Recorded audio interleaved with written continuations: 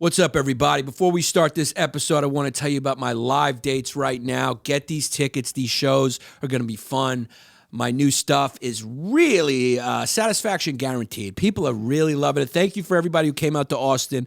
Detroit, December 1st through 3rd. That's right around the corner. Go get your tickets now. Jacksonville, Florida, December 8th through 10th. Charlotte, December 15th through the 17th. Philly, December 29th through the 31st. Spend New Year's Eve with your boy. January 20th to 22nd, West Nyack, New York at Levity Live. Get that. I'll probably be doing more research. That's it. You don't care because you're watching this podcast. San Diego, January 26th through the 28th. Chicago, February 24th through the 26th. Atlantic City, March 3rd. E-Mouse Theater, E-Mouse, Pennsylvania, March 4th. Arlington Draft House in the D.C. area, March 9th through the 11th.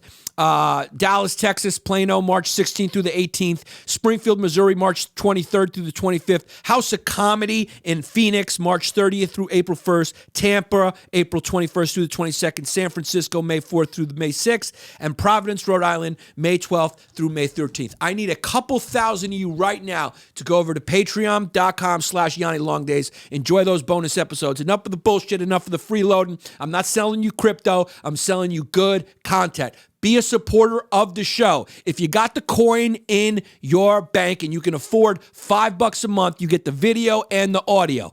Enough. No more Mr. Nice Guy with this stuff. It's no longer a suggestion. That is an order from your leader.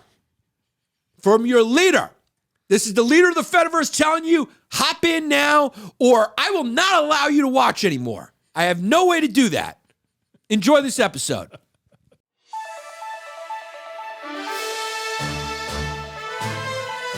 Good evening, good morning, good afternoon, hello.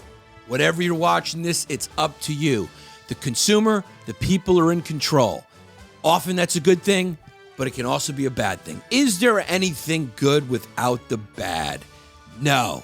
Yin and the yang. So you watch it whenever you want to watch it. It's up to you. Power to you. But I'm still going to be Yanni. I am a down-the-middle Muppet that's wished to life in order to guide current events into a wall. And I am here with Jared Harvard and Jesse Scaturo, and that's what we're going to do.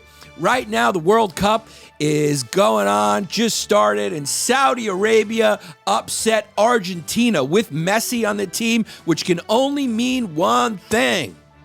When you put that together with 9/11, you go, I think God is on the Muslim side. FTX. I mean, those are two big upsets, dog. Is there a bigger upset than 9/11 and Saudi Arabia beating Argentina? That is like the Western Kentucky Division I female basketball team beating Auburn. It's crazy, dog. I mean, this might be the only victory that the Middle East has had in the World Cup since 9/11. FTX, we'll talk about it. The kid with the Jew-fro, Aaron Freed, John Freed, Stephen Freed, whatever he is, he's Kanye and Kyrie's brethren.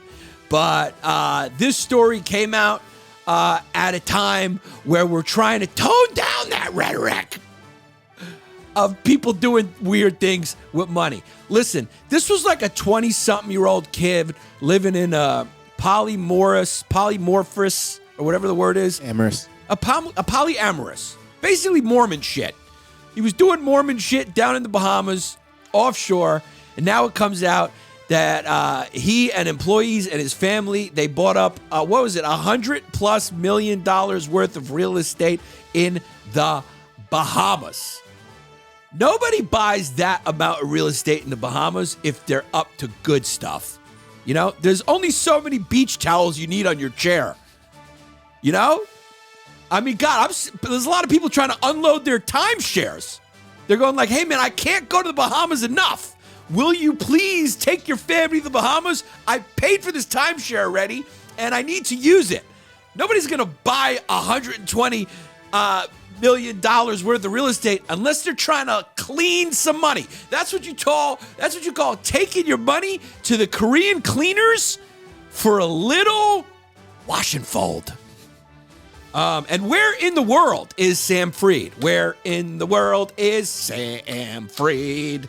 Who knows? You know, people fucking rob a pack of chicks from a bodega. They go to prison. You steal, how much is he accused of stealing? 100 mil? Billion? Whatever? You just are still on the run. They can't find him. Is he the new Osama bin Laden?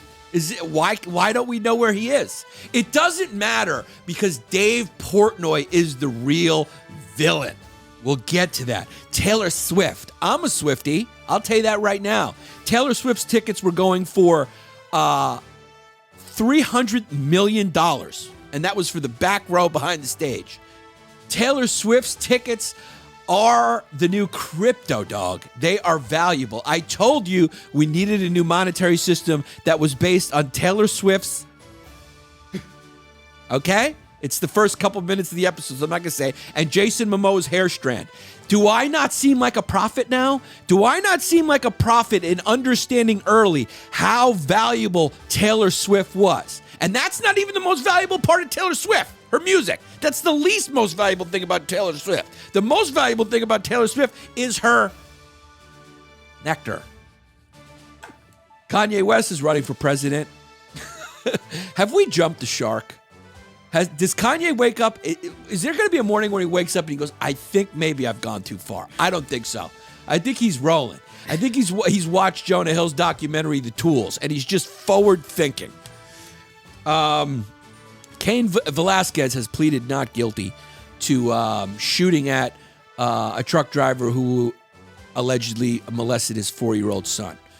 I think the world thinks he's not guilty, and I think the verdict should be based on the facts of whether his 4-year-old son was molested by that truck driver. Because even if the facts are not good, that Cain Velasquez thought that he did, it's kind of like that Chris Rock joke about O.J. Simpson and Nicole Brown. He goes, I'm not saying he should have killed her, but I understand. This is Longdays, and let's get to what's the dollars. Yannis Pappas. Yeah. When you all tucked up in the day long, and the news online going on and on, what's right and wrong, and it's something up. Now here comes a great kid you know you can trust. From the true who's who, to the news and cameras, to the fake politics and the propaganda. Yeah, this kid screwed in, got a lot to say. Aw, shit, it's about to be a long day. It's a long day. It's a long day. I'm a father, right? Jared Harvin. Follow Jared Harvin, J Harvin 15. He's a funny kid. Follow Jesse Scaturo, all one word. Okay? If you're a historian, follow Jesse Scaturo. If you want to see what posts look like before the pandemic, follow Jesse Scaturo, all one word. And if you want to know what Julio Diaz and Talent Jr. are up to, follow Jared Harvin 15. Because those three boys, they're fucking constantly putting out content. Yep. So check it out. Here's the deal. As a father, I just don't see a crime here. I think Cain Velasquez, the story is he's a retired MMA fighter. Supposedly some guy molested his 4-year-old son. He chased the guy down and he shot at him. I'm not sure if he hit him or not. I think he's charged with attempted murder, assault, whatever it is. And I think every single person on the planet is going like, I don't think this should go to trial. He pleads not guilty. What would it be? Pleads not. It's not temporary insanity. It's pleads not guilty because somebody molested my son. So I think that's the one thing that maybe you get a pass at, right? Because if you think someone molested your son, that's probably bad enough. Right? Even if he didn't. I don't know. I'm going not guilty. I mean, the only hope that the prosecution has in putting Cain Velasquez away here is if they can pick a jury that is all pedophiles. Because I don't think any other person is going to convict Cain Velasquez here. I mean, he's the most popular suspected criminal maybe on the planet right now. This happened in San Jose, California in March. He was later released from jail on $1 million bail, which I was surprised he could afford because he fights in the UFC. There you go, Jake Paul. I threw you a bone. Jake Paul makes a lot of good points about that, about like fighter pay and healthcare and stuff like that. So I'll throw him a little bone there. So he was released on $1 million. That was he just probably had to do a Kickstarter, and he probably got that $1 million. He probably got that $1 million as quick as Taylor Swift sold out. He was like, "Yo, I need $1 million to post bail," and the people were just like, "You tried to kill a child molester? Here it is." Who knows? Maybe Sam Fried gave him the $1 million. He's such a selfless donor who wants to make the world a better place, while he sits on a beach in the Bahamas and fucks 9 other nerds. So I don't know. I don't know the details. I don't know if the guy's guilty, but if he shot at him, he must have done something, right? If you chase a guy down in a car, he must have done something, right? He didn't just take his joke. You're not going to chase someone down for something like that. You chase someone down in a truck and fire at him. That guy either molested your son or you're in a movie with Mark Wahlberg. That's the only 2 options right there. That's the only 2 options. I agree with you right there. Here's the funny thing. Like, look at that dude. Of all the kids, right? Yeah, I mean, of all the kids to choose to try to molest, you're going to try to molest Cain Velasquez. He's a heavyweight UFC fighter. I mean, he's lucky the guy shot at him and didn't get a hold of him. He would have just squeezed and squeezed and squeezed. Ground and pound. He would have just ground and pound and squeezed and squeezed and squeezed. Look at that dude. I mean, look at his head, dog. I feel like, doesn't his head just look like if you shot a bullet, it would just bounce off his head? Can you imagine trying to punch that dude and hurt him? Do you know how many hands you would have to have made into one hand to affect that dude? Look at your flimsy little fucking knuckles and imagine hitting that thing. I'd rather punch a stone. Jesus Christ. That's bad judgment. The pedophile must have not known. Imagine finding that out. Imagine being like, your father's who? Oh, no. You just found a note in the kid's backpack. Yeah. Oh, no. That's like you go home and you brag because you beat somebody up on the street, and you go home and you're like, yeah, I whooped his ass. And your dad goes, who? And he goes, his kid John Gotti Jr. And your dad goes, what? Oh, no. It's like the beginning of John Wick, but for kids. Yeah. Yo, this dude is so relieved that Cain Velasquez is in prison. Cain Velasquez would John Wick this dude. He's out on bail. Huh? He's out on bail. Yeah, and I bet you he still wants to kill him. Even though he knows it's a crime, he'll go, I'll go to jail. He's like, I'll probably go to jail. And I get it. Velasquez has asked if he can wrestle with Lucha Libre on December 3rd. So he still wants to fight. I think that's pro wrestling. I think he's trying to make a little... He's trying to make a little scratch. You don't need to, Doug. Just do a Kickstarter. It'll get paid for. People are supporting Cain Velasquez. If there's one thing people can unite, maybe that's how we unite the world, man. You know? If you really want to turn some of these Republicans who like to make excuses for Putin, if you want to turn them against Putin, just make up a story that he molested Cain Velasquez's other kid. Everyone is going to be on board. That you get everyone on board. Dude, you get prisoners on board. I mean, child molesters are, it's below anything.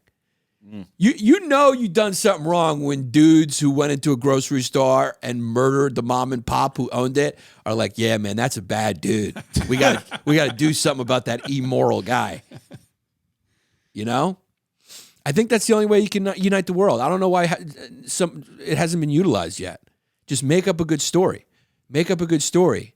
You know? Be like, hey, man, this dude Putin has got a farm full of kids. Just go, hey, we got the flight logs from Epstein's plane. Putin was on it. That'll get him. That'll get him cooking, right? Is there a more, like, pondered story by the right than Epstein's plane? They love that shit. Like, who's on that plane? Who's on that plane? You do not. That's a plane you do not want to be on, or else the internet is going to be talking about you. Fucking 4chan and Reddit are going to have dude, if you fix that, if you put one wrench on one bolt on that plane, they're going like, what were you doing close to that plane? If you were in an airport where that plane was docked, you're going like, what were you doing at that airport? What were you doing in that city where that plane was docked? You're going, I was driving to work, dog. You're going, were you? Were you? I think that's the way we cure the world. Just got to make up a story. All the evil people, that's it. Boom. That's how you take them down. Immediately, boom. Sounds a lot like Pizzagate, right? Wasn't that what that was about? Pizzagate, where the guy showed up with the AR-15 to Comet Pizza. That must imagine being the Mexicans going, whoa, whoa, whoa, whoa, whoa. What are you doing here? There's just no down. There's no basement. I don't even think they had a basement. They went down there, it was completely empty or something. That would be a weird place to keep the kids. A pizza joint. Maybe they got another spot. I'm not saying, but I'm just saying, I don't think it's going to be at the pizza spot. That must have been an interesting moment for that guy who showed up with the AR-15 at the pizza joint, when reality and the difference between reality and the internet was juxtaposed. You know, it's like when you meet somebody who's talking shit about you online in person, you know, and they're like, hey man, I was just kidding, you know. Or like when you respond to a troll and they're like, hey man, I'm actually a really big fan. You go, so why did you said you wanted me to choke on my mom's vagina juice? You go, I don't know, man, I was just having fun. You're like, oh, it's because it's not a real place. Mm-hmm. You know, they started, the Pizzagate thing started with them trying, like the pedophile hunters, the internet pedophile hunters, just starting to put all these things together the way a schizophrenic person does. So they were going like Podesta's emails that were released by Snowden, right? Had some tie to this guy who owned the pizza place. And then there was these two guys on the loose for molesting some guys, I remember. And there was like a police sketch of those guys. And they said that those police sketches looked like Podesta and his brother. So somehow they just decided that it was all going down over a slice of Coke. Somehow they just concluded, as good sleuths do, that it was happening underground at the pizza joint. So officially, the Pizzagate thing, while initially it was spread by only the far right, it has since been spread by teens on TikTok, who otherwise blah blah blah. The biggest Pizzagate spreaders on TikTok appear to otherwise be mostly interested in topics of viral dance moves and Black Lives Matter. What a childhood now it is, right? Yeah. Jeez, what a childhood. You know? When we grew up, we were like, yo, you want to play Super Mario Brothers? You want to go outside and play running bases? How about kick the can? Maybe a little wiffle ball. I played wiffle ball. These guys are sitting around going like, okay, who do you think was on that plane? You're going, wait a second. Are they molesting children in that pizza place? And then they're also going, hey, man, what do you think about Black Lives Matter? Is it a Ponzi scheme? Is Patrice Cullors like really just out for herself? Yeah. What happened to all that money? Where did it go? Record me as I do the gritty at this Black Lives Matter march. Yeah, it's a wild childhood now. Dude, it must be so interesting to be a kid now. Like, it's just, you don't get a childhood. That's the thing, is you don't get a childhood. Mm. That's the point, is like, there is no innocence.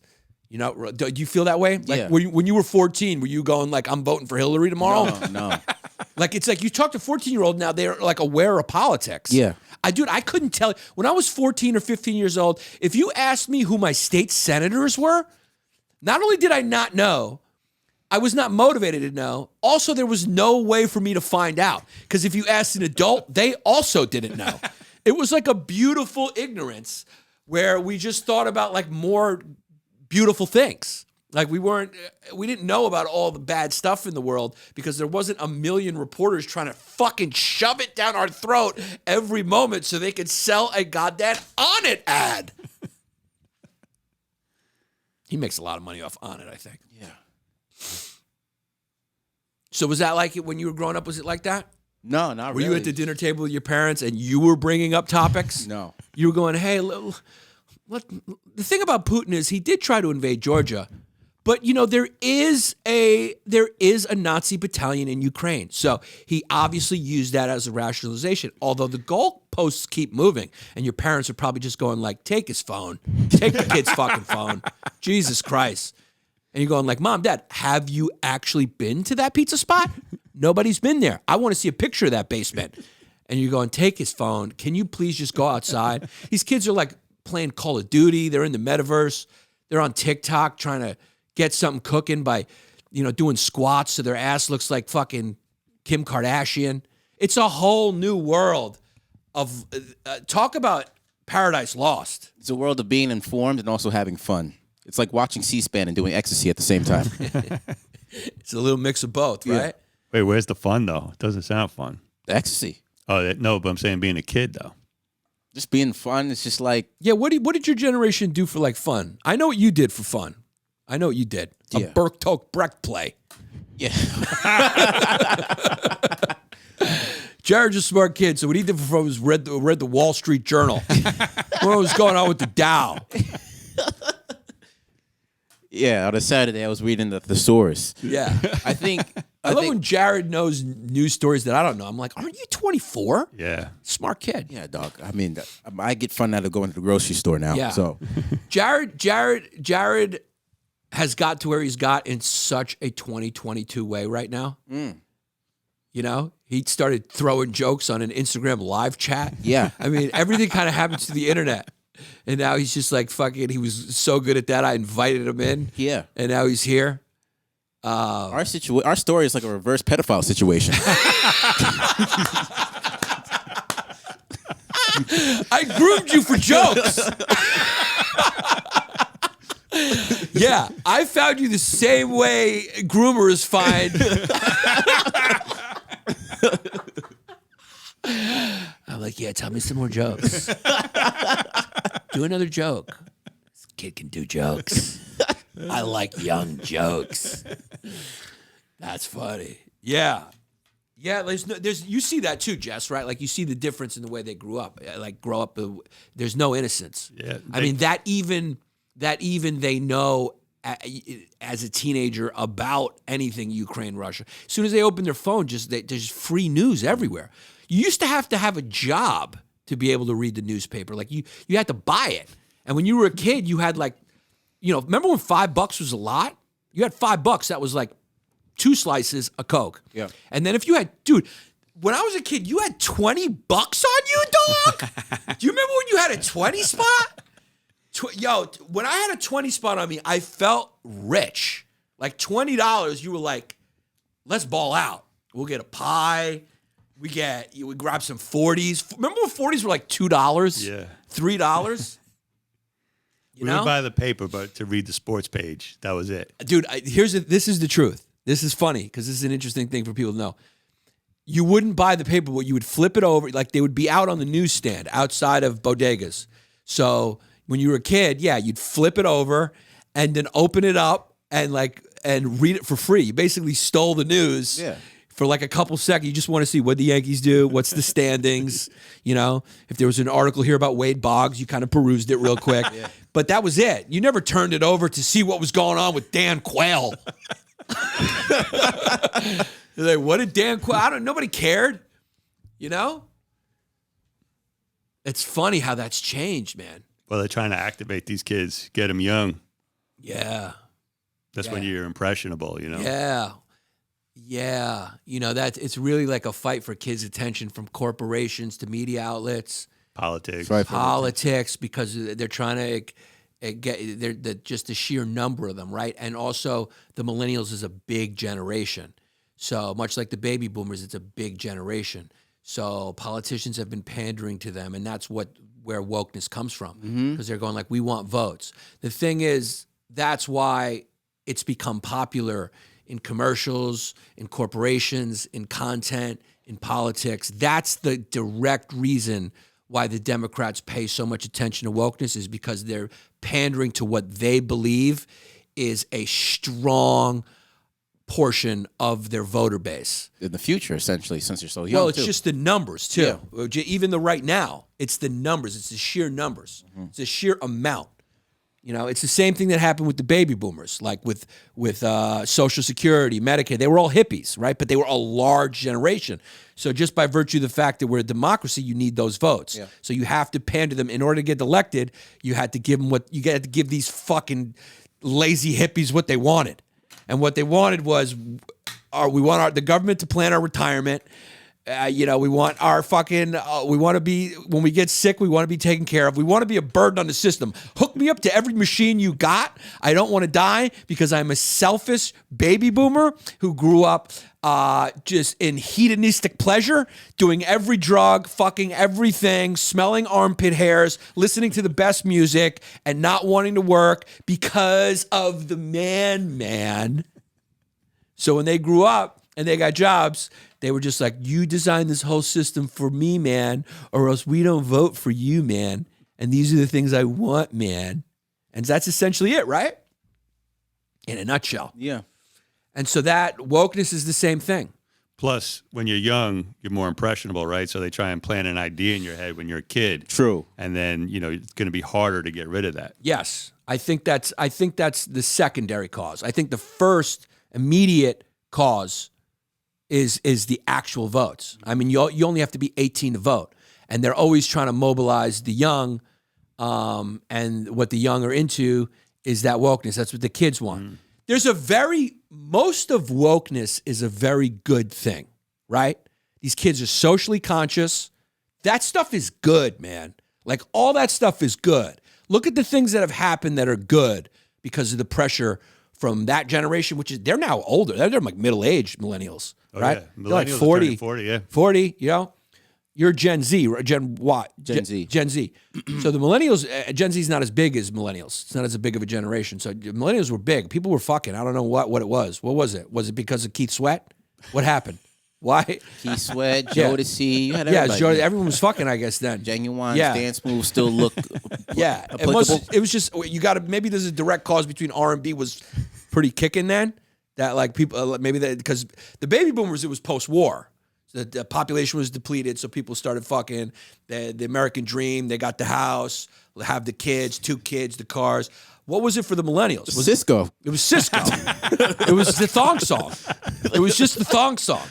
Is there a reason? Is there theories on that? Yeah, because the boomers all had kids, and there's a lot of boomers, so there's a lot of kids from the boomers, right? Because the millennials are kids of the boomers. Yeah. Right. Yeah. So they were just imitating their parents? No, there's just a lot of them. There's a lot of boomers. Right. So a lot of boomers had kids. I also think Cisco had something to do with it. Definitely. Yeah. I mean, I think it had something to do. It was a good roaring time, those years. They were coming to age. They all started having kids, right? Like the 90s, they started having kids, late 80s, right? So it'd be like 85, 86. They started having kids. People, a lot of people had money. They wanted it was a continuation of the fruitful years, and people were banging. And then Cisco put out the thong song, and I think just dicks got hard, dog. Over. Pussies got wet, dicks got hard, and it was on. It was definitely on. Guys, I love to mellow out with a little dad grass, and I took some last night, and I appreciate them as a sponsor because I use it. Also, they got CBD dog bones if your dog's stressed out. If your dog's a little hyperactive, want to kill too many squirrels, they got CBD dog bones for the dog. They got the tincture drops. They got gummies. They got hemp flour. They got pre-rolled joints, which is their classic. It's amazing. 100% organic hemp to chill you out without getting you stoned to the bone. And you can just chill, man. Legal, organic, smokable hemp that relaxes your body, mellows your mind. All Dad Grass products are federally legal for sale for ages 18 and over. Ships right to your door anywhere in the United States. So whether you're looking for a new buzz or a way to chill out, my friends, go with Dadgrass. They're great. Go to dadgrass.com/fumes for 20% off your first order. That is dadgrass.com/fumes. You're going to be stressed out from all your holiday shopping. Just sit back and smoke a Dadgrass joint. How did you like the joint? I like the gummy. Was the joint get you a little? It gives you a little sign? Well, you know me. I like the tincture. Ah, you like the tincture. Yeah, I like the tincture. Yeah. Does it get you a little buzz? Yeah, Little buzz. yeah. Just a nice, tiny, nice. mostly relaxation with like a little tiny. Take the edge off. You take Takes the edge off. Dadgrass.com/fumes for 20% off your first order. We're brought to you again by Bond Charge. Now, what better timing could exist than the holidays right now? Cool gifts. Dude, I hate getting presents for people. And I got to say, a lot of these sponsors offer like cool gifts that I'm just going to get people. I'm just going to buy some of this cool stuff because you just run out of ideas. And now that you got companies like Bond Charge with cool products like these blue light glasses. Now, Bond Charge is a holistic wellness company with a huge range of evidence-based products to optimize your life in every way. Founded on science and inspired by nature, we're combining East and West, which is perfect. It's like yoga. It's like yoga in Hermosa Beach.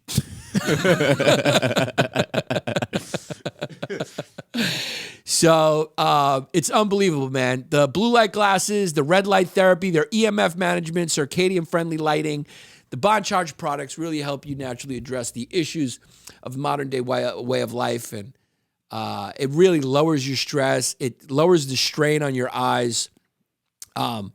It's incredible, man. It's absolutely, they're incredible. The computer glasses that they have, which are clear lenses, they help with headaches, sore eyes, digital eye strain, watery eyes, fatigue, etc. Light sensitivity glasses, those are the yellow lenses. Also, they look cool. Migraine, stress, anxiety, low mood. And the blue light blocking glasses for poor sleep, fatigue, low energy, jet lag. Check these things out, man. You shouldn't be scrolling on your phone late at night without these glasses on, or on your computer without the computer glasses. All right, man. So for the holidays, for Thanksgiving and Christmas, we got a big Black Friday holiday sale happening right now. Also, I want to say the glasses come in non-prescription, prescription, and reading options. Glasses for your every need, okay? They also got amazing products like blue light bulbs, red light therapy devices, EMF 5G protection, and 100% blackout sleep masks, which they sent me, and I used it on the plane today when I slept. It was great. I was in Delta One.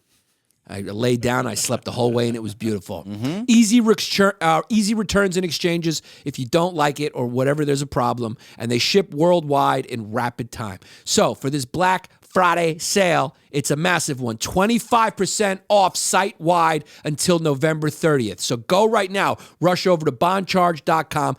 Get yourself one. Get a few for friends. Use it as a Christmas present. Real great stocking stuffer. Stocking stuffer. You got it. There you go. Damn it, Jared. Bond Charge. Bondcharge.com right now and choose your favorite wellness product. But they're a big voter base. So I think that is the primary thing is like, hey, and that's what they're into. And like I was saying, most of it is very good. But like everything human, it jumps the shark. Just like their parents who went from the hippies to the yippies. Remember the yippies? And you're like, what do you represent? And they're like, burn it all down, keep it all up, fuck me in the ass, no work, no structure. They did the same thing. The yippies became like this railing against the patriarchy, railing against structure, railing against government, railing against schools, railing against work, railing against money. You're going like, these are just the people who never grew up. They just kept going, you know? They were reading poetry and they just kept going. You're like, hey, okay, listen, Sally, now you're 29. I think it's time to take a shower. Just take a shower. It's over. Go home. You know, Woodstock's over. It's done. Time to shower and get a job at a bookstore at least. Or open a coffee shop where you can hang fucking mushrooms on the wall and talk about Jimi Hendrix. What you're saying is nice, but somebody has to make my $5 foot long. Yes. Get a job. So they eventually just had to get jobs. But the yippies kept it going and they ruined it. They ruined everything.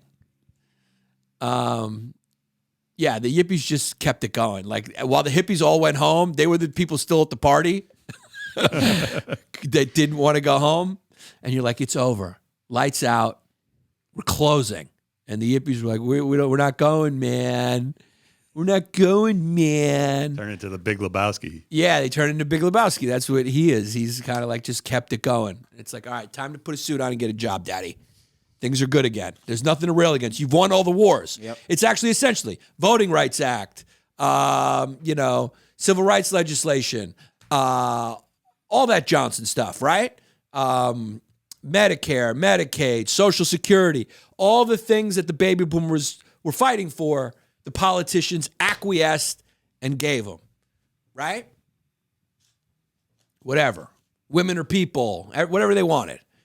So I think the millennials were kind of similar in that way, right? Maybe they learned from their parents. They had that sort of fight the power mentality, and they came in and they're like, we want gay rights. That's a victory.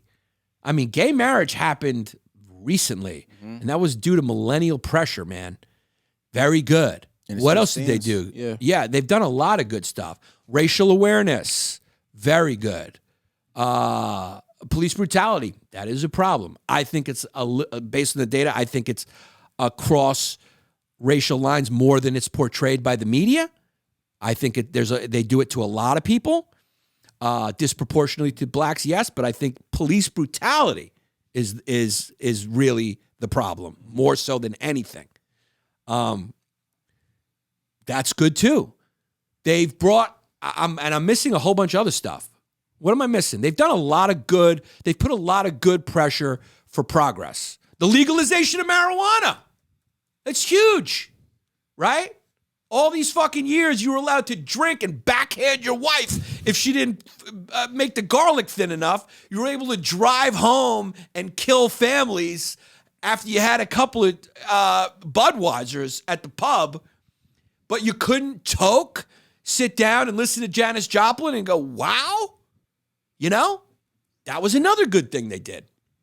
I mean, these are monumental changes and monumental progress that they were behind. But much like the hippies, the baby boomers, they kept going. They kept going, and they started attacking pronouns and genders and tearing down every historical person and indicting dead people and going fucking, what is it, John Wayne. Throw him in hell. You're like, the guy, just throw fucking Sean Connery, what he said in the interview with Barbara Walters. Give him a little schmuck. Yeah, give him a little schmuck. Show you schmuck him.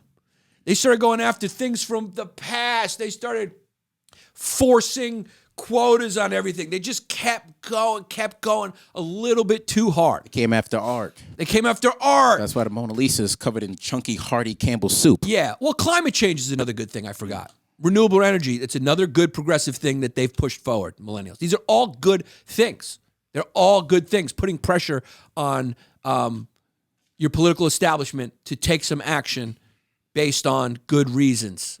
They pushed that. They pushed that forward. But yeah, then they started coming after Kevin Hart for an old tweet. They started coming after Tracy Morgan for what he said at a fucking private club performance. They came after Daniel Tosh. The list became endless, you know? Mm-hmm. But also, Me Too, another example of something good. Harvey Weinstein was fucking throwing everybody in a shower and getting a massage for a role.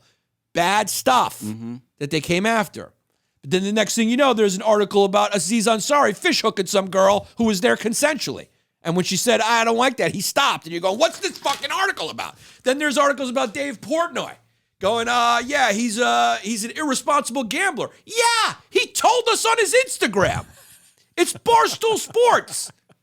It's not Merrill Lynch. It's not Harvard. It's not The Onion. It's a bunch of fucking community college educated dummies yelling about tits and sports gambling. This is America. If you're not into it, don't like it. They keep going after this guy. Now, granted, is he Keanu Reeves? No. I'm just trying to think of good people because there's only a few on this goddamn planet. We're all scum. But he doesn't claim to be anything else. So they went after him for these girls, right? And then he pulls up all these messages from the girls showing the 2 or 3 girls that testified against him, that these girls were messaging him afterwards wanting to hang out again. So you're going like, what's the story here? Like, and what reporter doesn't check with him and sit down with him and interview him to see if he has any facts, you know? They're obviously out to get this dude, right? Then now the New York Times just releases another one where they're trying to go after the Barstool Sportsbook and the company that bought into Barstool, which was a gambling company. I can't remember the name. They mostly did slot machines. So they were not as prestigious as like your BetMGMs and your FanDuels, but they partnered with Barstool and now have created the Barstool Sportsbook. So the New York Times worked on this story for a year it was another hit piece on Portnoy, and you read it, and I'm telling you, dude, I'm just reading. I don't know Dave Portnoy. I could care less. I read the article, and I go, what the fuck is the story? He went bankrupt at the beginning for $30,000 in debt. So what? He filed for bankruptcy. So what? And then he built Barstool. So what? A couple girls accused him of misconduct. We've heard that story. He responded to that story with receipts. And you're going like, those receipts do matter, objectively. Now, I don't know what else he's done. That's what the danger of this shit when you fucking come out. I'm just going on what's out there. As a member of the body politic, the population reading these stories, I'm reading them going like, what exactly is the story beyond sensationalism, beyond an agenda? Because where are the crimes here, man? Where are the crimes? Where's even the misconduct? Because you're saying these girls felt weird about the interaction, but then there's all these messages where they're messaging him afterwards going like, let's do it again. Let's hang out again. So you go, what the fuck is that? You know what I mean? Mm-hmm. Am I saying anything that you would dispute? Don't be scared. If I'm saying something that you dispute it. No, I'm letting you go off, dog. You good?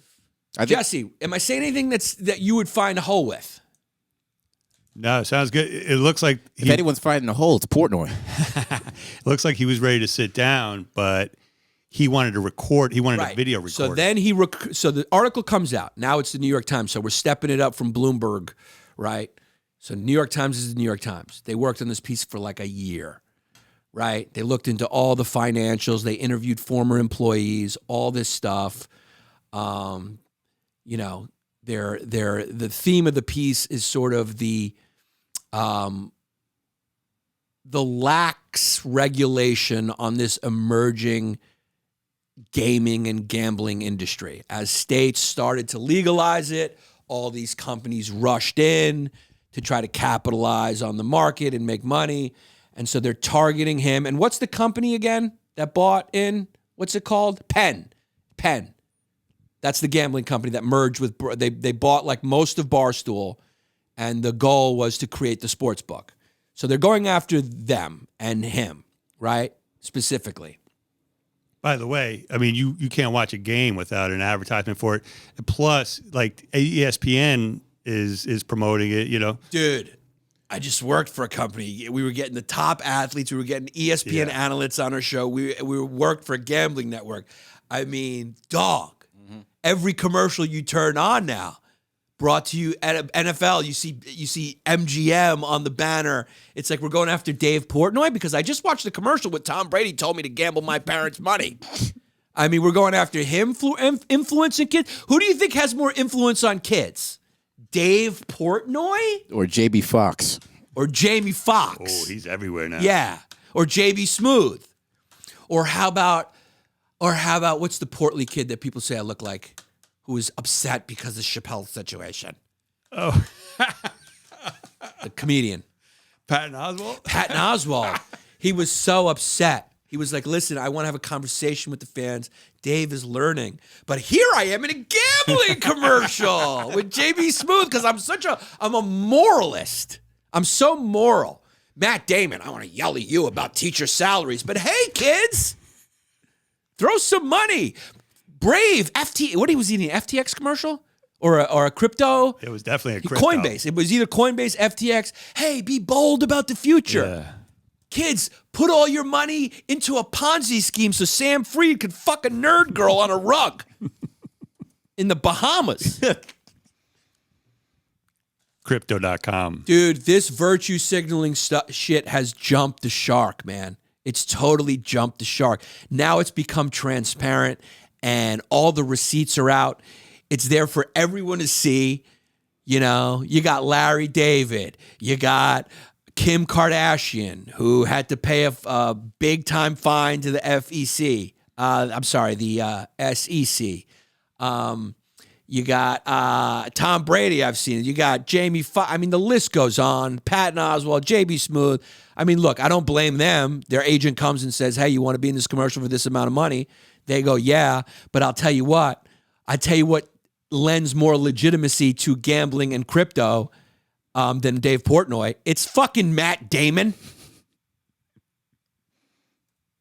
One of them's an A-list star. One of them is, no offense to your pizza reviews, but you're a pizza review star. You're a G-list celebrity. There's a difference. Fortune favors the brave. Remember those ads during the Super Bowl? Yeah. Matt Damon mocked a new "For Fortune favors the brave" crypto ad as virtual currency values crash. Now, here's my question. You can say, these guys didn't know. You can say they all didn't know, right? Here's the thing. If you've watched Longdays, I knew. We've talked about it for many episodes. And all I got was comments from people telling me that I was a boomer, going, you don't get it. It's the future. And then I'd go, okay, explain it. And they would go, why are you being such a boomer? And I go, that sounds fishy to me. Now, am I going to be a hypocrite and say if somebody offered me $500,000 to be in a commercial, would I surprisingly and mysteriously understand it real quick? The answer is yes. The answer is yes. I'd go, crypto is the future. Be bold, be brave, invest, Coinbase. That's the only thing. It's better than the Federal Reserve. Yes, get in it. Put it on as many fucking NFL stadiums as you can. By the way, it's hilarious. They're taking those names down now. It's hilarious. They just changed them, right? It was like Coinbase Arena. Now they're going, all right, take it off. That's Staples Center. Go back to Staples. Because Staples is actually something real. You can get an office chair there. You can buy an office chair at Staples. So at least that's real. It's corny enough that all these arenas started being named after corporations. Don't you hate that when you go to like Citibank Field? It's like, let's go see J.P. Morgan Chase Stadium. It's like, I liked it better when it was Shea. It was like real. It wasn't these corporations. Sports have gotten so corporate. It's gross. That was bad enough. And then it's Coinbase Arena. Was that the one? It was called Coinbase Arena? I think it was crypto.com. Crypto.com Arena, whatever the fuck it was. Crypto Arena, yeah. Crypto Arena, there you go. So in the crypto ad, if you remember, Matt Damon took viewers on a historical journey of brave men and women. Yeah. Yeah. You know, you guys remember Rosa Parks? Just the same as a kid who hopped on the blockchain and bought a few Ethereum. Same difference. And how about the director, Wally Pfister? Wally Pfister. Dude, these were Super Bowl commercials. Yeah. So my question to you guys, is Dave Portnoy a fall guy for all of this, for crypto, for gambling? Because he was also into crypto. But he's not the biggest star. Where's the article about Matt Damon hawking that shit? These people were hawking that shit. The commercial, these mere mortals, just like you and me, as they peer over the edge, they calm their minds. Maybe they really believed. Do you think they believed in it? Do you think Matt Damon, or do you think Matt Damon got a 2-minute recap from his agent on what it was, and he was just like, put the camera, just let me know when you're rolling? Or do you think he looked into it? Or do you think he conveniently ignored the questions that he had about the whole thing? What do you think? I don't know when it became acceptable for celebrities to do commercials. Movie stars. Right. You know, that used to be taboo. They used to have to run to Japan to do it. Yeah, right. That's when you'd see like,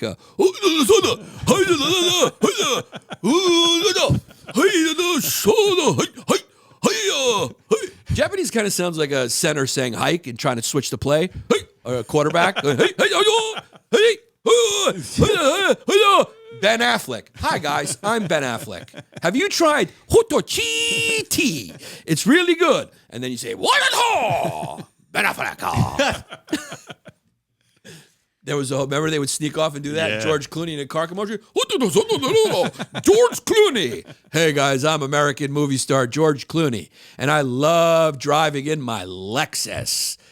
Lexus. But beyond that, beyond them doing commercials, because that's not a crime, right? That's not bad. They're just getting their money. I get it. It became acceptable. They were doing it in Japan anyway. Do you think that they knew? Do you think that they knew it was possibly all bullshit in a Ponzi scheme, and people, and they were convincing, naive, and I guess the only way is to call them naive. I'm trying to find a better word. Naive, believing. What would be the word? These people who put all their money in crypto and lost everything, while Logan Paul and Gary Vee caked off. by creating the market by going just one phone call. I bet you they had one phone call. I bet you it was a conference call where they all go, hey, man, start posting about crypto and how it's the future. They created the value for it. Do you see how this works? Yeah. So they created the value for it. If your favorite celebrities are in the commercials, what are you going to do? If you see Tom Brady, and Tom Brady did one too, right? Tom Brady did something. Oh, he was big in He was big in it. FTX so thing. you see Tom Brady in a commercial. It was FTX too, right? Oh, yeah. So are you going to hesitate to invest your money on that, what is it, a server? What do they call that? It was an exchange. On that exchange? Are you going to buy, and they were selling crypto, right? Yeah. So are you going to buy crypto on that exchange if you see Tom Brady in the commercial? Is there a more legitimate person to endorse your bullshit product than Tom fucking Brady? Yeah. So what happened was all these kids and families were going like, put your money in crypto. Some of them made a little money and got out, but you know how gambling works. They made a little bit and they were like, keep it going. Because Tom Brady says this is the future. They just named an arena Crypto.com. This is going nowhere. Crypto's here to stay. Dude, how funny is how quick it happened? Well, Dude, I mean, this shit collapsed in months. it's still look at the price. But that's just Bitcoin. That's big. No, yeah, there's some coins that are worth zero. Yeah, I mean, most of them are dying. Bitcoin's still holding strong. But Bitcoin, and that's what people message me now. They go, hey, I heard you on Rogan. I heard you. Here's what you want to, yeah. I get these long messages. And these are the messages that I was getting during the pandemic too, where people were trying to school me. Like, you know, this isn't trigonometry here. I'm not trying to understand fucking physics. It should be a pretty simple thing that if you're telling me to put my money into it, it should be okay, here we go. Yannis, enjoyed your episode on JRE, but please, man, Bitcoin is understandable, ! These were the same fucking messages that I was getting when we were talking about crypto in our early episodes. I would get fucking harangued. People would call me stupid. Yeah. You know, it was hilarious. And all I was saying was like, this is all bullshit. They'd hit you with "have fun being poor." Right? Yeah, have fun being poor. It was constant. And then I retweeted one guy. He tweeted, he goes, I never invested in crypto, and I have to say it was because of Yannis's takes on Longdays. I just want to say thank you. I retweeted it. I said, you're actually welcome. At least I saved one guy. That's a real tweet. You can go back and look at my shit. People use it all. He goes, Bitcoin is understandable. People use it all over the world. And he put an exclamation point as if there's something wrong with me for questioning it amid this environment. He goes, exclamation point. It's understandable. And the exclamation point is to go, you dummy, you dummies, right? People use it all over the world, especially when their government-issued currency fails from hyperinflation. Okay, now that happens to currencies, so I'm not going to argue with him there. Separate Bitcoin from crypto. That's what he said. He's instructing me to separate Bitcoin from crypto. This sounds a lot like the separate socialism from communism fucking rationalization. Now, you know, I also railed against socialism on JRE. I was just on Joe Rogan again, 4P. Kid likes me, what can he do? He won't have me on the fucking Save the Parks episode because that's the only way I'm going to sell tickets. Just have me sit next to Shane Gillis. Don't fucking bring me down there and have a serious conversation with me like I'm Dave Smith. I want to laugh, Joe. I want to make some jokes. Nobody's going to buy tickets to hear me talk about how you got to respect rule of law. He's one of my favorite people on the planet. I love that dude. So I also railed against socialism on it. And then, of course, I got these messages going like, what about Vietnam? What about China? And I'm going like, you guys, like, everyone's looking for their confirmation bias, right? Like nobody does a quick Google before they attack you. They already believe. They're like, I voted for Bernie and I'm just stuck there. And I'm going, hey man, I like Bernie too. But you have to understand, even Bernie wasn't calling for pure socialism. And then they were saying that they were criticizing, they were going like, you guys are conflating socialism and communism. Well, socialism is communism. Pure socialism is the engine of communism. We're not talking about a mixed economy, right? So Vietnam, why did Vietnam start flourishing? I don't know. Why don't you check your Nikes, you dumb fuck? Check your new Nikes and see where they were made. Were they made by fucking Joseph Stalin? Were they made by Bernie Sanders? No, they were made in a Nike factory in fucking Vietnam. What do you think that means, you dumb fuck? It means they opened up their economy to the free market, and then all of a sudden they started thriving. Look, I was raised by a limousine limo fucking fake commie too. And she used to tell me that communism was the most beautiful idea while she did it in Fendi shoes. So can we stop this shit? Can we stop this shit? My mother had a shoe collection that looked like a fucking department store while she was telling me about how America ruins communism all over the world. Can we stop this shit? Do you know how many millions of people were murdered by communists because you're not allowed to be a person? When you elevate the group over the individual, guess what happens? The individual's rights get overlooked. Will you fucking stop it? God damn it. There's nothing wrong with socialist checks. Socialism works very well as a temperance to capitalism, right? Socialist programs are great. The argument isn't for pure socialism. The argument is for the degree of socialism we should have. That's how adults speak in the real world. It's a mixed economy. The only thing that seems to work, a mixed economy, a mixture of free market and socialism, that every country in the world has, including China and Vietnam, because how great was Vietnam before Nike showed up? Now, I'm not saying Nike doesn't fucking take advantage of their workers and you know what I'm saying? That's another argument.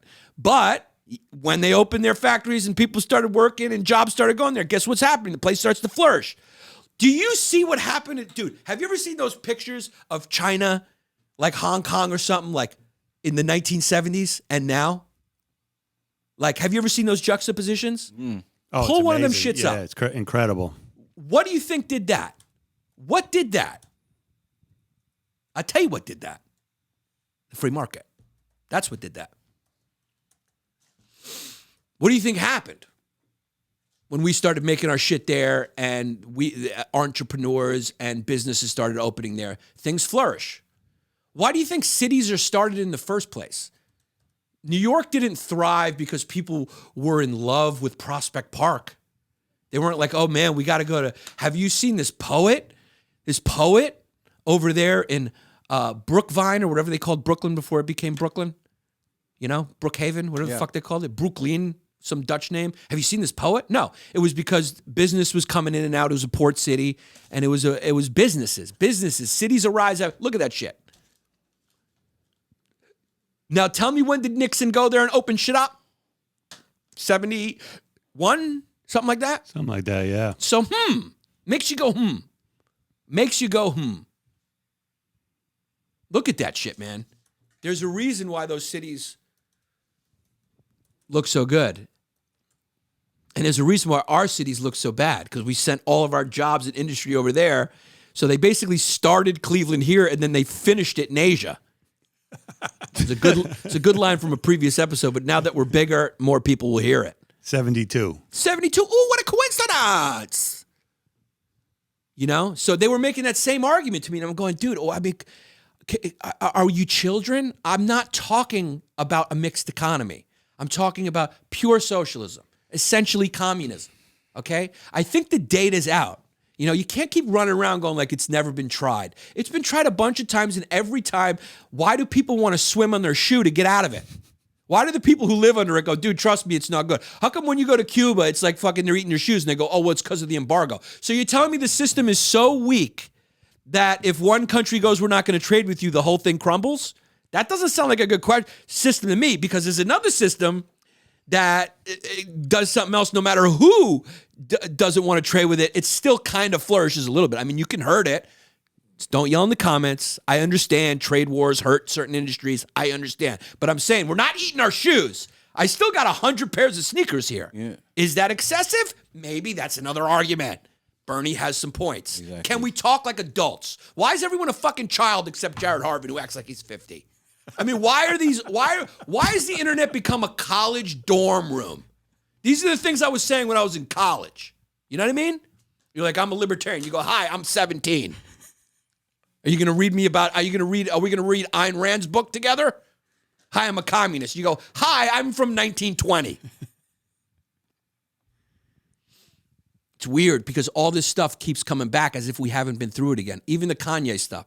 This is a ranty episode, not as funny. What are you going to do? Even the Kanye stuff, he's coming with the Jew stuff. You're going like, dude, we've been down this road. We've been just like, come on, Kanye. Take your mood stabilizer and get back in the studio. Mm-hmm. You don't have to convince everyone you're the original Israelite. You want to convince someone you're the original Israelite? I got a better thing you can do. Why don't you go move out of Hidden Hills, go buy a bunch of buildings in a black neighborhood, and open some businesses there. And then people go like, wow, maybe he is Jewish. Yeah, look, he's just trolling. His first tweet was shalom. And then now he's running for president. So there we have it. Yee's account was restored by Twitter before the acquisition. They did not consult with or inform me. So he's saying he didn't do it. Elon. Saying. Yeah.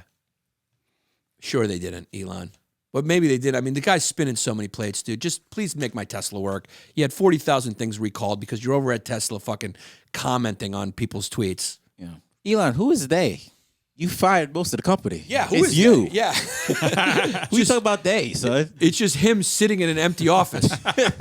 His office right now looks like a stockbroker's office in Long Island after the FBI raids it. It's just him sitting there alone like this with hands on his fucking face going, where is everybody? You fired everybody. Anyway. So, I guess I'm wrong. I stand corrected. Bitcoin is separate. He goes, separate Bitcoin from crypto. Much of crypto is a Ponzi attempting to be the next Bitcoin. Now, there's some truth to that, right, Jess? I'm sorry, say again. He says much of crypto is a Ponzi attempting to be the next Bitcoin. Well, we'll see where Bitcoin is. I mean, it's early yet, right? Yeah. Like they always say that the technology is going to be something that they could build platforms on or whatnot. But as of right now, the blockchain just takes too much energy. It's too complicated. Right. And also, I still don't understand the concept of money costing money and then increasing in value from the other money. Right. I still don't get that part. That part's just speculation, no different than the stock market, except you're investing in something that isn't a company and has no inherent value. Right. So that thing's weird to me. And I'm not the only one who thinks that. I think there's someone, a little billionaire called Warren Buffett, who said the same thing. I think a lot of people secretly think that. I'm not going to give away my joke that I use in my act because I need it. Even though that would have been the perfect place for it. Yes. We're living in that era where you're like, should I do this on the podcast or save it? But then I do it on the podcast and then I have no act. He goes, no one can make more out of thin air like the FTX token. They're a separate thing, and Bitcoin has real-world value, not just people expecting it to be worth more. I don't understand that. It sounds like gobbledygook to me. Did you catch that? No. No one can make more out of thin air like an FTX token.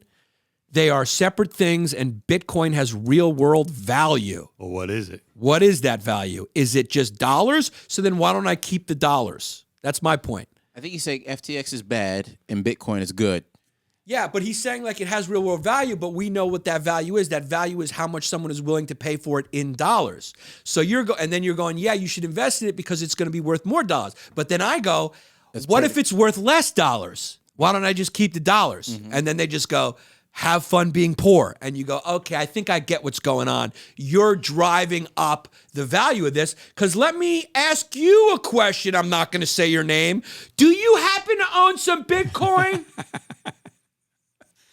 Do you have a vested interest? Are you an objective, regulatory-like observer who's just objectively telling me that Bitcoin is value? Or do you got 1.5 Bitcoin on the blockchain, my friend? That's my question. Yeah. This is like Michael Jordan telling me, hey, man, Jordans are really the best sneakers. Mm-hmm. And I'm going like, I do like Jordans, but I don't know if you can be objective. You know what it seems like? It seems like crypto is a rowboat.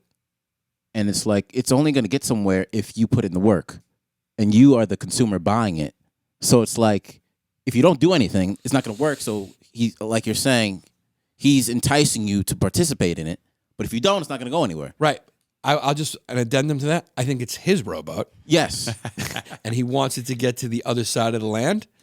and he wants me to get in it and row it. He might as well be selling Tupperware. Yeah. Yeah. It was actually I think it was a good analogy. I think we just had to finish it. Yeah. I think it's a rowboat. Bitcoin is the rowboat here. Guess what? It's his rowboat. And he needs people to hop in it in order for it to be a using rowboat. Yeah. And he wants that rowboat to go over there. And over there is his mansion that he's going to build with every one of my strokes. Is that accurate? Yeah. And he's like, yo, we got to go to my mansion. And you go, dude, I'm already home. Yeah. You go, dude, I already got a house. And if I row in your boat, I already have a job. I can't leave that. He's going, trust me, dog.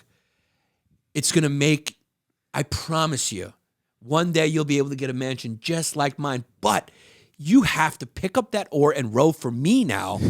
And then one day you'll have your own rowboat and you'll tell other people to get in your boat. And then you go, hey man, this sounds like there's nothing at the end of the tunnel.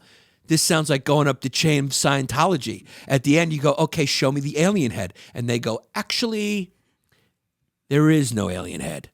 But it did make you work harder, didn't it? There is hope. And also, I'm rich now. So thank you. Because seriously, the hope of an alien head is a lot better than seeing the alien head, right? Mm-hmm. It's almost like when you're trying to hook up with somebody, like the butterflies you get from is almost better than when you do it. Unless they're really good. Enjoyed listening to your episode. Going to check it out. Bitcoin is a Ponzi is a really bad take. I just want to respond to you for a second, Kevin. This is the same exact thing that was said to me a couple of months ago. I just want to forewarn you. So I think the verdict is not out on that yet, but it's possible that it is a good take. I think it's just as possible it may be a good take. We'll check back in on this, Mr. I'm not going to say your name because that's legal problems. You actually just said his name. Did I? Yeah. What did I say? I'm not going to say it. I only said the first name, though. Oh, okay. Yeah. Yeah. But that's not even his name. I was obfuscated. I was. Nice. Yeah. Is a really bad take. Go after the rest all you want, but go after the rest, the things I don't own. Go after the ones I don't own. And look, I feel bad, dog. I don't want this guy to go broke, but it is what it is. And learn because it's easier to understand than curling. Is it easier to understand than curling? Because I still don't understand it. No. He's quoting one of my jokes. He saw me live, obviously. Is it easier to understand than curling? You're a smart guy. It's been around for a couple of years. I still don't understand. You still don't get it. Yeah. Do you get it? No, You're I don't a smart get guy. it. I mean, crypto is the same value as Dave and Buster's tickets to me. You don't really understand the value, but you're probably going to get a pencil at the end of the day. You walk out with a little pencil. Yeah, I don't know. So yeah, the Dave Portnoy thing is weird, man. They just go after this dude, and then so what he did was he posted the receipts from his interaction with the journalist who was writing the story, and she was saying these are the terms, and he was going like, okay, I'll talk to you, but this is how I want it. Everything's recorded, everything's filmed, and we can both use it however we want, but we just both have it. Couldn't be a fairer offer. And that exchange took place over a year. Now, I'm not defending Dave Portnoy. I don't know. Based on the article, I'm going like, that's not enough for me to look down on him. I don't know who else read that and thought that. Did you read the article? No. If there's more, I don't know. But based on that article, I'm going, so what? We all know this about Dave Portnoy already. Didn't he get dragged by Insider.com or some other magazine? Well, Insider was for the sexual misconduct stuff, right. That was the receipts provided that he gave from the DMs. This was about him being a degenerate gambler and influencing kids negatively, and the sort of lack of regulation. Bigger picture about the lack of regulation and standards around this new emerging industry. And they used him as the poster boy, as someone who's irresponsible, influencing kids wrong, and just it's a murky water, right? And that he's a degenerate, he gambles a lot, and he's influencing kids to gamble and stuff like that. I'm not going to argue that has some truth to it, but like we said, is it worse than Tom Brady convincing kids to buy on Coinbase, which is they're all fucking people have lost all their money? At least you got a chance to win if you bet on the Celtics. It's a real thing. It's an actual real thing. You know what I'm saying? Mm-hmm. At least you're going, hey, I believe in Jason Tate tonight. It's something that I can understand. You know, you're not going, hey, you just have to see you have to dream of it. You're like, dream of what? Just dream of it. And then it's just, the answer is only a critique of the current system. And you're going like, that's not good enough. So then now he's come up with the receipts from that exchange over a year. And she didn't comply. Yeah, they I read sent that. him an email a day before. You know, and these journalists are so stupid that they wouldn't think that he'd be keeping all this, that he just released all these other emails. You think he's not going to show the world this thing? And so the exchange is, she just disappears for months and months and months, doesn't respond to him about this interview. Then she says she wants to do it, and he goes, okay, but you got to come to me. I'm not playing this game. I'm in Miami now. Come to me. If you're writing a massive report, That's you your just job. hop on a plane to Miami and you Yeah. go. And you get, you know, because you're trying to be a good journalist. That is the giveaway there. The giveaway there is like, if you were truly being a good journalist, you'd want to sit down with him, even if he made it a little hard, which he didn't. He made it easy. You'd want to get his side just in the interest of objectivity. But obviously that's not the case. And then a day before they release the article, they send him an email and they say, you have 24 hours to respond to all these questions. And he's going, fuck you. I want to sit down and have it unedited and air. So he ends up looking good. I mean, I don't know what to tell you. And it kind of indicts what is currently the journalistic process that we're all kind of suspicious about. It just makes us trust them less and less. You're going like, he just showed us the, you know, how the sausage is made, so to speak. We've seen it, and we're kind of going, that's not fair, man. I could see his point that that's not fair. That's not fair. I don't know. Happy Thanksgiving anyway. You know? Yeah. Yeah. It's What's your favorite dish? Not the cranberry sauce. I don't know how that made it in. I don't know how that got in the club. It doesn't have ID, and it's not hot. So I don't know how it got in. How it got into the Thanksgiving dish. Cranberry sauce. It's gross. It's tart. I'm not a fan. I like it with the juxtaposition of flavor of the turkey, though. It Tastes goes good. with the turkey? Yeah. I put it on turkey. You like cranberry sauce? Like Jared's saying, in the right It can't setting. come out the can, though. It's Yeah. got to be made homemade. You don't want to taste that. You want to get that metal aftertaste on it. Yeah. Oh yeah, nah, you're not dumping it out of the can. Nah, Yeah. I don't even look at Thanksgiving as a holiday. I just look at it as a day to watch football. Yeah, It's like a football holiday. Watch football and get yelled at by your wife. Yeah, that's basically it. I mean, Thanksgiving. I'm not a big Thanksgiving fan. I go straight to Christmas. I'm not a big fan of things. My mother-in-law and wife already got the decorations up. I'm coming home. I'm putting on Christmas carols. I start early. Christmas carols right now. I put them on. It's all day. Alexa's just playing that shit while she's listening to what I want to buy. Yeah, and there's no good Thanksgiving music. There's no good If Thanksgiving. there was, music. it'd just be like Indians coughing from pox. Yeah, you just hear like, whoa, whoa, whoa. And then you just hear swords. Ching, ching, ching. That's all it would hear. You're just killing. Ah, screams, gargles. Ah. Thanks for the turkey. Thank you for the turkey. Now you must die. That would be the song. Yeah, what happened? They gave us they gave Mr. Whitey a meal. They sat down and had a meal or something. And then the white man said, all right, now it's time to die. They go, would you like a after dinner drink? And he goes, actually, no. No, we got other plans for after dinner. Yeah. taking all. Yeah, we're taking it. Yeah. Pilgrims were the first Jeffrey Dahmers. In what way? You know, gave them a show, comfort them, welcome them, and after they ate, they killed them. Yeah. Yeah. It's exactly right. They didn't see it coming. You're like, wait a second. We just watched a movie together. Wait a second. You just offered me a beer. You go, yeah, man. Are you familiar with the insect spider? You know what spider is? Well, this is a web, and now you die. So thanks for the turkey. Gobble gobble. I got to get some Taylor Swift tickets. Does anyone have 3.2 million?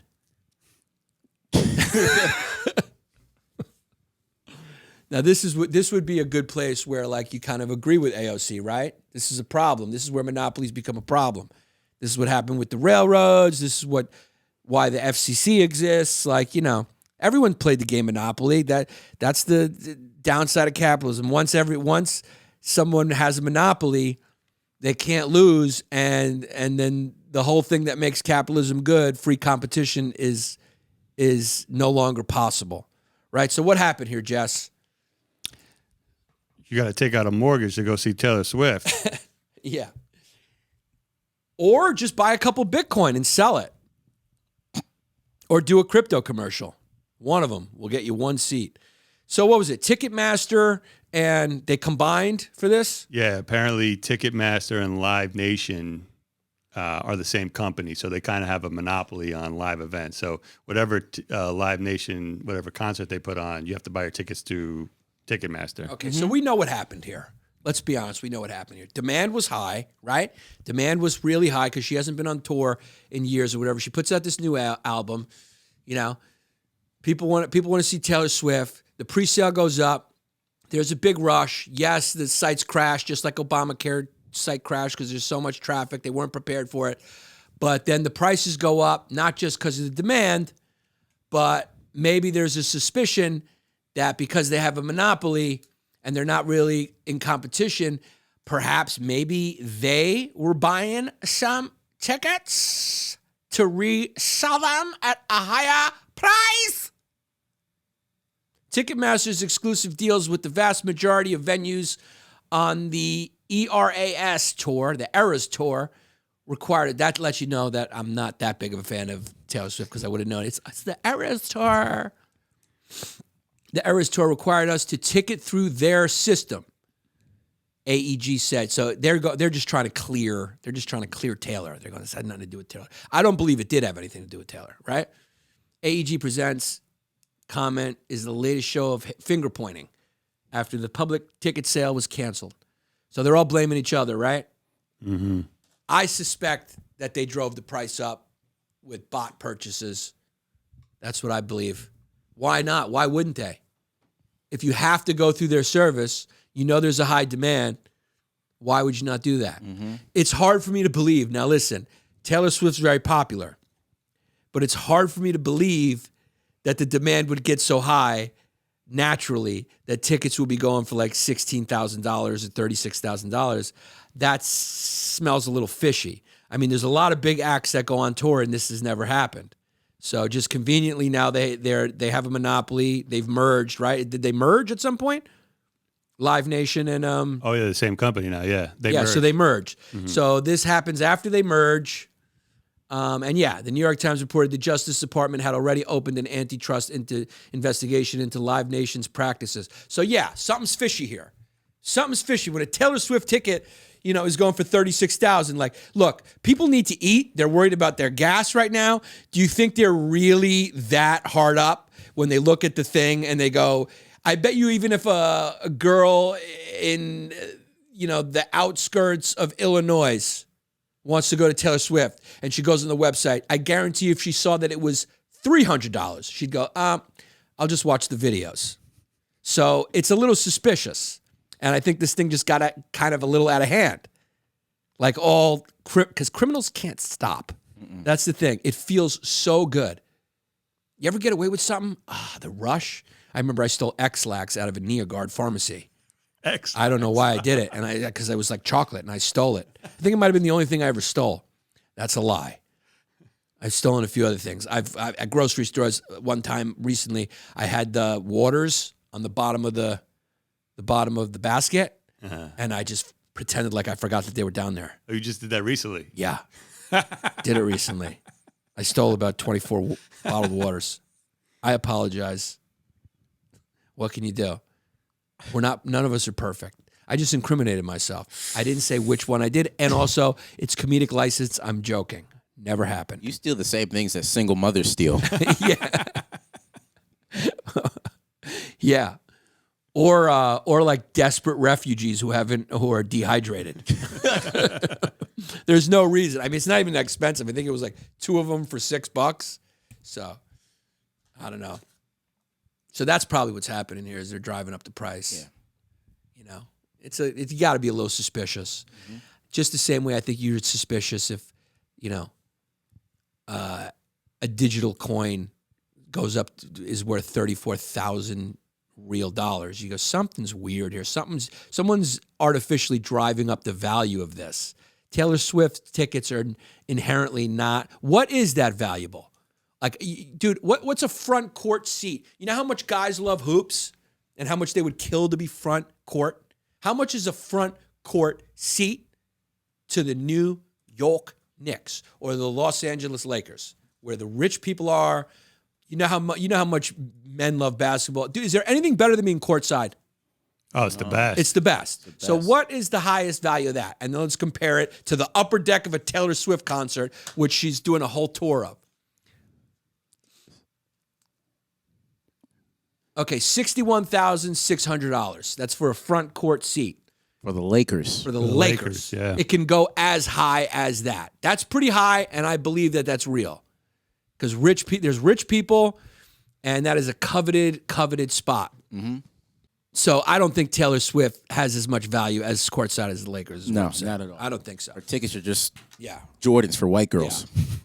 Unless she was handing out bottles of her nectar, then I would believe it. This is a big theme going around. We can wrap this whole episode up in one big bow of bullshit. It's one big bow of bullshit wrapped around a present of horseshit, and it's under your tree for the holidays. Merry Christmas. What's up, guys? Small business shout out to Wendy Ordonez. Wendy ZimenaStudio.com. Mention Longdays, you get a 10% discount. This girl will make a portrait for you. Go look at her work on her website. She's very good. What a great gift for the holidays for a family member or a friend. WendyZimenaStudio.com. Wendy Ordonez, great work down there. I think she's in Miami. US Myco, BenSmithStudios.com. Longdays kicks. What are we doing? Yeah, we're going to talk more about it. He's going to make some kicks for me. Go check out this dude. He's just a rich dude who does cool shit. Brooklyn Cannery. For the holidays, you're having a holiday party. Listen, this is what I want you to do for your holiday party. This is an order. Go to BrooklynCannery.com. Order a bunch of sodas. They got the variety. Get them all. Get every flavor. I'm not going to recommend the lychee. I don't like it. So, the lemonade lychee. I like it. Jared likes it. Yeah. I like all the other ones are incredible. I recommend every flavor. I'm not a big fan of lemonade lychee. It's lemonade lychee, right? Mm-hmm. They also got the coffee spritzers. Coffee spritzers are great. Which we love. them. BrooklynCannery.com. Promo code Yannis Pappas, all one word, for 15% off your order. Enjoy soda and be healthy about it, man. Come on.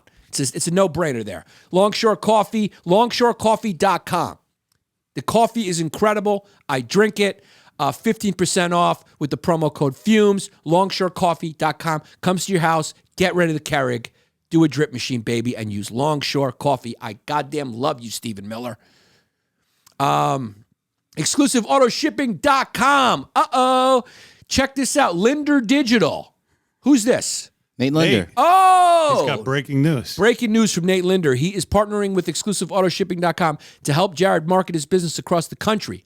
Nate's extremely excited about this opportunity and beyond grateful for Longdays for making it happen. To Longdays for making it happen. Unlike Kanye, Nate will work with any kind of person and business. It's a good one. And he wants to make you his next success story. What is your business marketing strategy for 2023? Go get your free consultation from Nate. I love this when guys who are small business sponsors on the show link up. That's amazing. NateLinder.com to check him out. Nate_Linder on Instagram. We love you, Nate. Chris Minetti, you know the deal. 215-750-3730 in the South Jersey, Philly area. Go get your check cash for Christmas.